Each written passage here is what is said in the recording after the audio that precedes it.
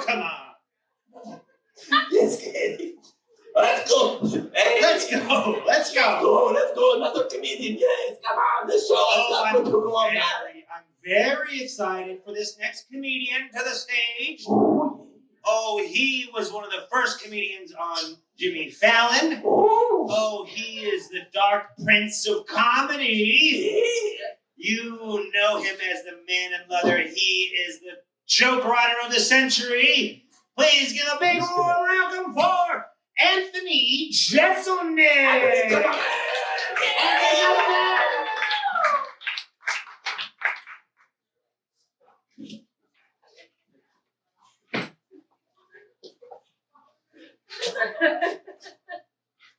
Thank you.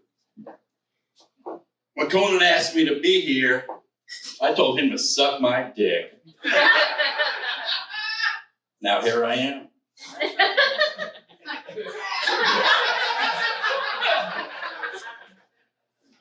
My best friend's wife is a born-again Christian, and we do not get along at all. Last week she called me to yell at me for being a bad influence, a horrible influence on her husband because he called her a bad name. I said, what? Did he call you a bitch? She said, no, Anthony, he did not use the B word. I said, did he call you a cunt? She said, no. I said, well, then he didn't hear it from me.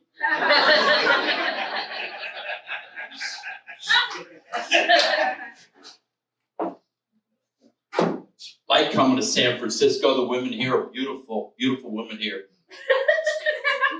Despite what's going on tonight. But you guys know what I mean, you've seen them. Saw a beautiful woman last night. Beautiful woman, supermodel, down at the end of the bar. So I went over to talk to her. I said, hey, where you from? What do you do? She said, I'm from San Francisco. I'm a brain surgeon. I don't know if this makes me sexist, but I was really impressed. Usually women can't get away with sarcasm.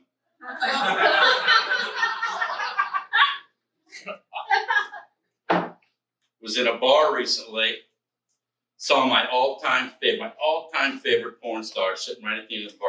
Couldn't believe my eyes. So I said to the bartender, hey, see her over there?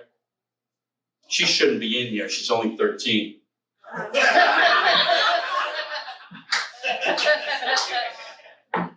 think the most uncomfortable I've ever been is when my dad had the sex talk with me. Yeah, he's into some crazy shit. You better get on board right now. When I was 12 years old, I was going around my house, just sort of sneaking around. I found my dad's porn in the back of the attic. That was a great day. It was a game changer for me. Then the worst day I ever had is when I found my mom's porn. The back of the video store.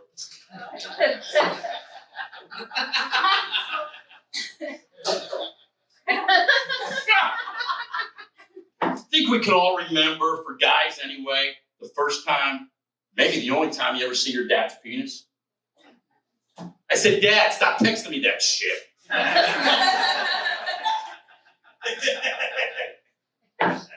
I remember though when first time I had sex. You ever hear those stories about kids that lose their virginity to the babysitter, the hot babysitter? I was the babysitter.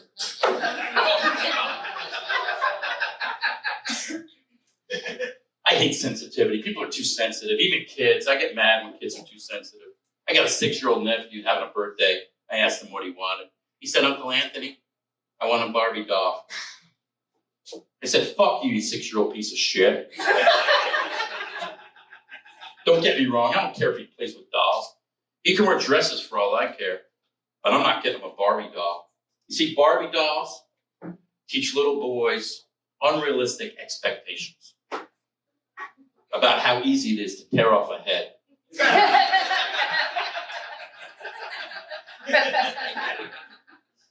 I'll admit, my parents aren't all that bad. Most of the time, they're pretty reasonable. Unless they find drugs in my bedroom. Then they'd be high as shit for weeks. I'm not crazy about my neighbors, not crazy about them at all. I live on the same block as 3 different families of Jehovah's Witnesses. And no matter how many times I tell them, no, absolutely not. At least twice a week, they still come by. And they say, Anthony, please stop throwing rocks at our houses. Don't push your religion on me.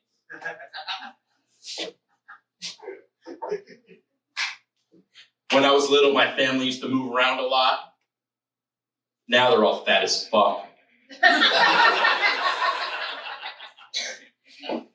My grandmother, she died recently 6 months ago. I loved her a lot. She was a big fan of mine. And they asked me to speak at her funeral. Horrible mistake. Horrible. No one should ever ask me to speak at anybody's funeral. But I called a friend for advice. I said, you know, I've never spoken in front of a group like that before without getting paid a lot of money. I don't know how to handle it. He said, Anthony, just go in there and tell a personal story about you and your grandma. Try not to tell a joke. I said, okay. So I got up at the funeral. I said, you know, remember when I was 4 years old, before I could read, I would curl up with my grandma. She would tell stories. She would read Mark Twain, and her southern thick accent. Stories would come to life. It was a great experience.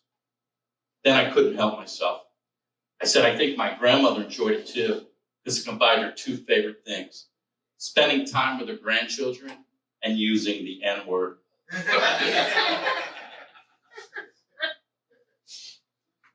People say, Anthony, you don't understand racism. You can't possibly understand it. Oh, I understand it just fine. Once I got jumped by a pack of skinheads. Put me in the hospital for a week. It was horrible. It was a brutal initiation.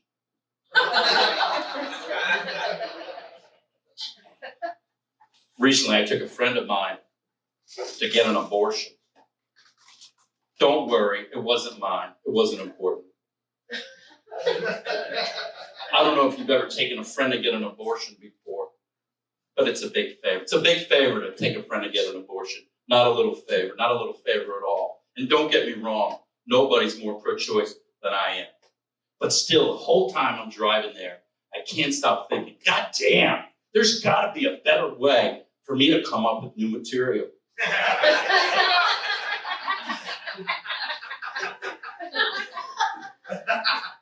Yeah, you heard me say it. I'm pro-choice, but that doesn't mean I'm pro-abortion. No, there's other choices out there. You got options. You could have the baby, have it delivered, and then just drop it off at any fire station across the country. Let them run it over for you.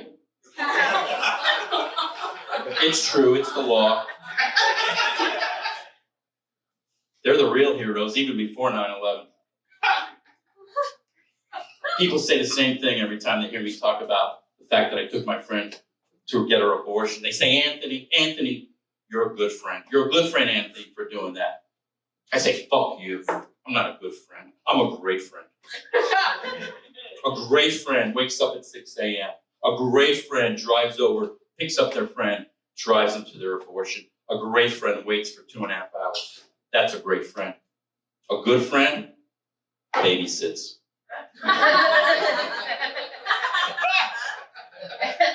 People say, Anthony, what was it like to take your friend to get an abortion? Honestly, it was boring. I don't know why I thought it was going to be more fun and exciting. I don't know if you've ever been in the waiting room of an abortion clinic before. The magazines, not great. In fact, the only person more disappointed in me that day was the baby.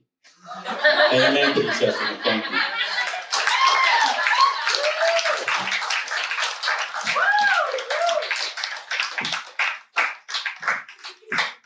Wow! Anthony Jeselnik! Wow, that was great, man. Well, you know, Anthony's really gotten old. Anthony's gotten old. Hey, we all do Yeah. it. Anthony, let me ask you something. You're so old now. What is it like to walk down the street and have your testicles run into your ankles? It's gonna hurt, you know.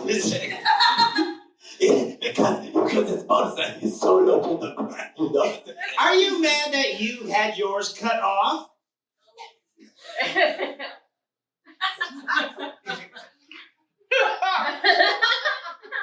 I cannot bring that up before she has work. No, I'm not bad. It's great. No condoms now. I didn't use condoms before. Yeah. You never did. I have 230 children. I don't care. Oh, we got just a few more left. You guys having a good time here? Yeah.